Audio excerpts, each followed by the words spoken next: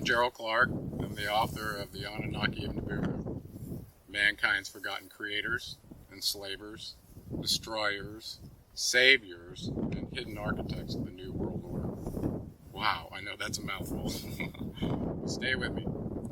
So, what I want to introduce the readers to in my book is something unique that I've done that probably was unique to my path, and that was to connect my spiritual journey with the discovery of who the Anunnaki were and how they're related to our lives here and now. So it begins in Mesopotamia, where we find out that 450,000 years ago, as the Sumerians tell us, that the Anunnaki came here looking for gold, ended up in the Persian Gulf, weren't able to get enough out of the ocean, and they landed in South Africa, where microtellagers discovered their housing and their mines. So we know they were here, and genetically we know that they spawned out of that region approximately 250,000 years ago. Genetic offspring that we are as slave replacements for the Gigi miners. That being said, two of the main players are discovered in this reckoning of the Atrahasis, the Enuma Elish, and the Epic of Gilgamesh. From that, we discovered there's a council of 12 members who were controlling all the politics and all of the building and mining and communicating with their home planet, which they called their bond heaven Earth, which was in Mesopotamia. So our main players get introduced to us. And thanks to the Zoroastrians, they summarize these two most powerful Anunnaki gods who occupied the highest ranks on that council. And they were Enlil, who was rank 50, and Enki, who was rank 40. There was one higher rank as a male rank 60, which belonged to Anu, but he was on Nibiru. So really what happened on Earth from our known history is attributable to Enki and Enlil. Turns out Enki was the geneticist that created us, and Enlil was the commander who didn't want us beyond anything but a primitive worker and tried to eliminate us. I give you the flood account in Genesis.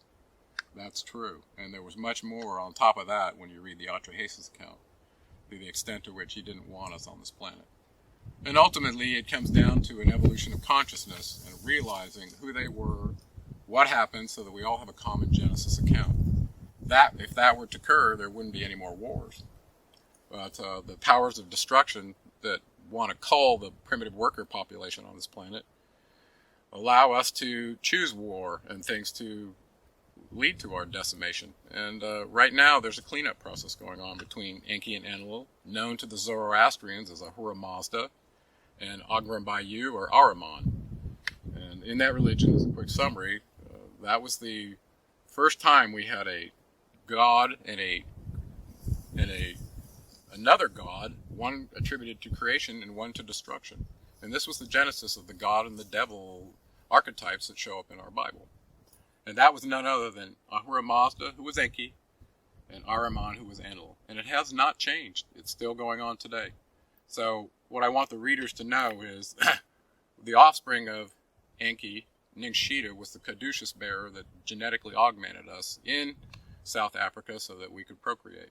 He also enhanced our genetics so that we had a time-triggered mechanism to achieve the highest level of consciousness, which is occurring right now as this planet goes to the galactic center.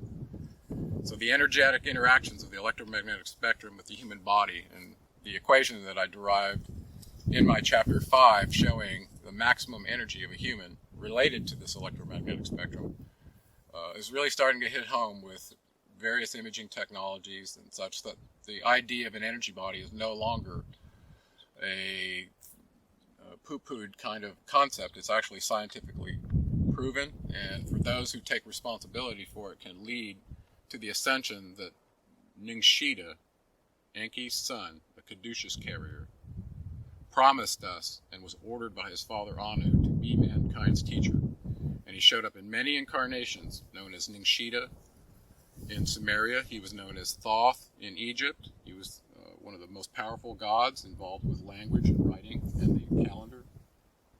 But he was also known as Hermes to the Greeks and Mercury to the Romans, and Jesus to those who have seen him in his incarnation to dispense the frequency that he promised us in John 1:12, where he said, To all who receive him, to them gave he power to become the sons of God, even those who believe on his name. And the key is in the name. The receiving and the becoming are up to us. And that's a free will choice. And in my book, I describe that. And they may have created us and enslaved us and tried to destroy us, but they saved us to allow us to continue on our evolutionary path to take on the highest consciousness that Enki designed us to have. I hope you enjoyed the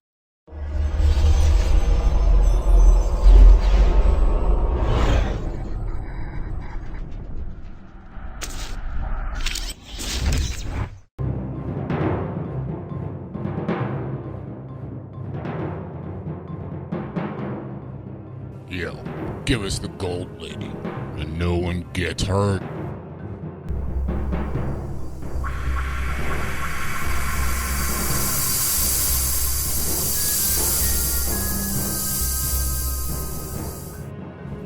I am down to my last bottle of Starfire Gold, and by no means is this riffraff gonna take mine. I love this product. Thanks for fixing me up with the good stuff. AutisticVegan.com and GeraldClark77.com.